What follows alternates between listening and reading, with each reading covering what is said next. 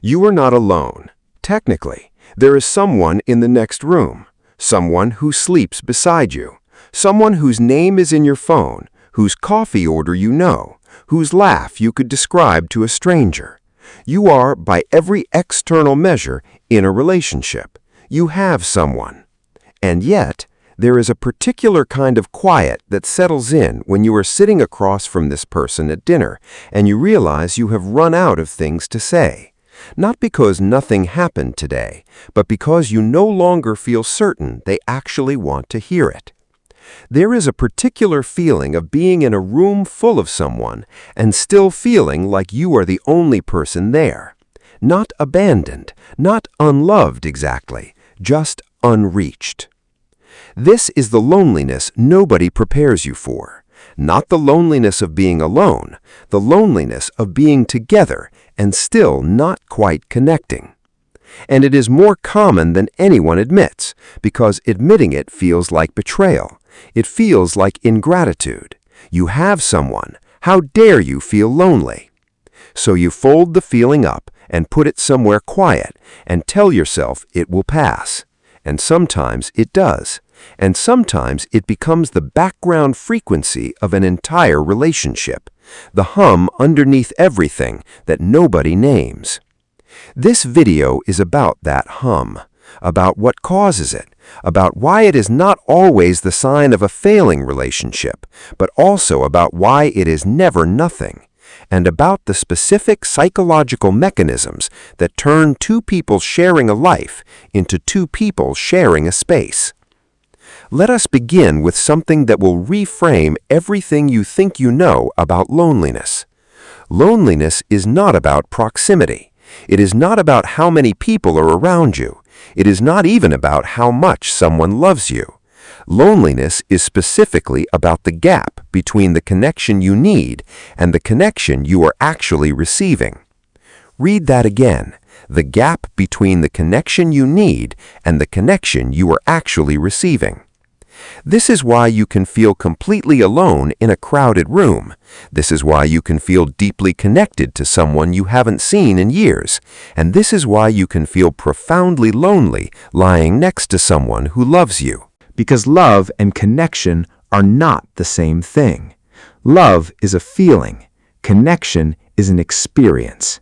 You can love someone completely and still fail to reach them. You can be loved completely and still feel unreached. The love is real, the distance is also real. Both things can be true in the same relationship at the same time. So the first thing to understand is this. If you feel lonely in your relationship, it does not necessarily mean you are not loved. It means something specific is missing in how you and this person actually meet each other. And that something has a name. Psychologists call it felt sense of connection, not just being together, not just communicating, but the lived experience of being genuinely known, seen, and responded to by another person. It is the feeling that when you bring something real, a fear, a hope, a bad day, a small joy, the other person catches it, they hold it, they give it back to you in a way that says, I received you, I was here. When that felt sense of connection is absent, loneliness fills the space, even when the person is right there, even when they are kind, even when they mean well, even when they love you. Now here's the part that makes this complicated. The felt sense of connection does not disappear suddenly. It does not leave in a single moment you can point to. It fades gradually, naturally, in ways that are almost impossible to trace back to a source. Here's how it typically happens. In the beginning of most relationships, the felt sense of connection is high almost automatically. You're curious about each other, you ask questions, you reveal things, you listen in the specific way you only listen when someone is new and you want to understand everything about them. You are both performing, in the best sense of the word, showing up with your most interested, most open, most receiving selves. Then life moves in. The curiosity becomes familiarity. The questions stop because you think you already know the answers. You stop asking how she really feels about her mother because you've heard the story. You stop asking what he actually wants in 5 years because you have a rough idea. The relationship stops being a question and becomes a known quantity, and known quantities require less attention. This is not failure. This is just what happens to information when it is no longer new.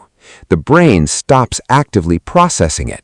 The relationship goes from foreground to background, and the conversations that used to open new rooms inside both of you start closing down into logistics. What time is dinner? Who's picking up the kids? Did you call the plumber? Have you seen my keys?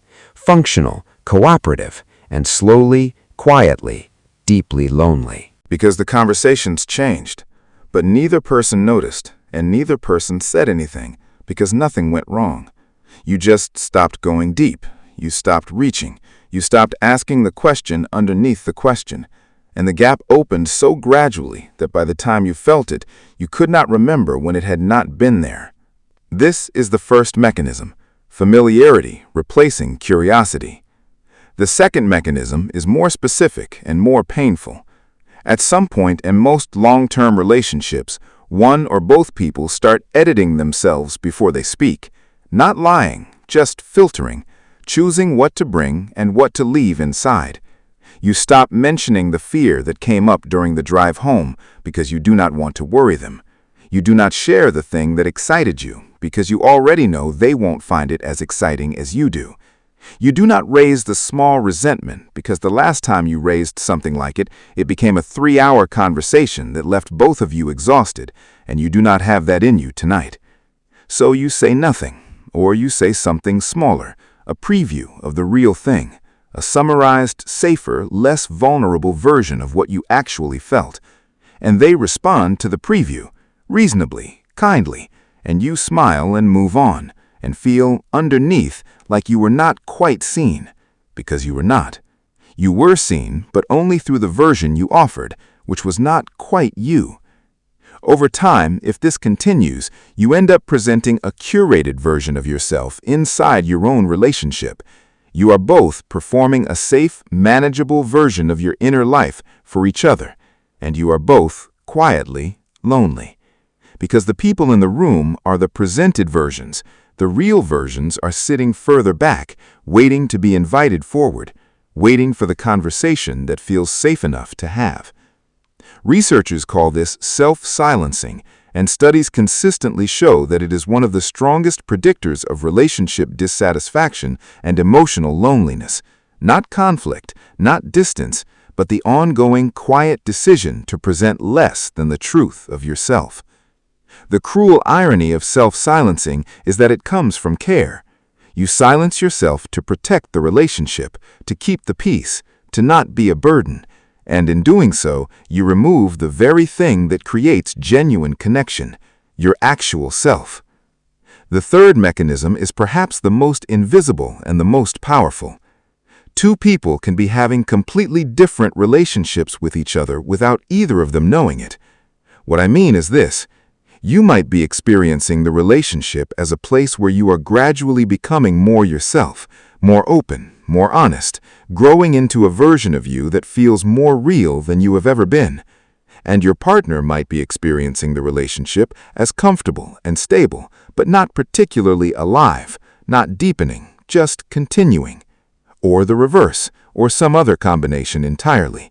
The point is that two people can inhabit the same relationship and have completely different experiences of what that relationship is and whether it is meeting their needs.